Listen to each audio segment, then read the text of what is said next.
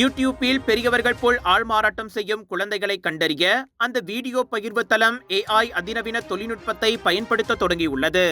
தொடக்கமாக அமெரிக்காவில் இப்புதிய பாதுகாப்பு அம்சம் அறிமுகப்படுத்தப்பட்டுள்ளது. பார்த்த வீடியோக்களின் வகைகள் மற்றும் யூடியூப் கணக்குகளின் நீண்ட ஆயுள் உள்ளிட்ட பல்வேறு அம்சங்கள் அடிப்படையில் பயனர்களின் வயதை கணக்கிட இயந்திர கற்றல் எனப்படும் AI-இன் பதிப்பு பயன்படுத்தப்படுகிறது.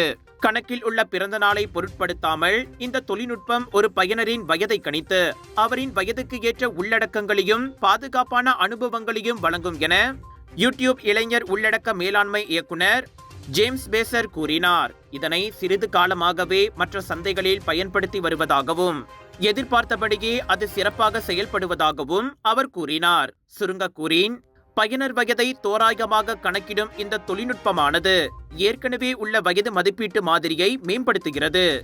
அவ்வகையில் அவர்கள் வயது குறைந்தவர்கள் என யூடியூப் நம்பினால் பயனர்களுக்கு அது குறித்து அறிவிக்கப்படும். சம்பந்தப்பட்டவர்கள் கடன் பற்ற அட்டை, செல்ஃபி அல்லது அடையாள அட்டை மூலம் அவர்களின் வயதை உறுதி செய்யும் தேர்வும் அவர்களுக்கு வழங்கப்படும்.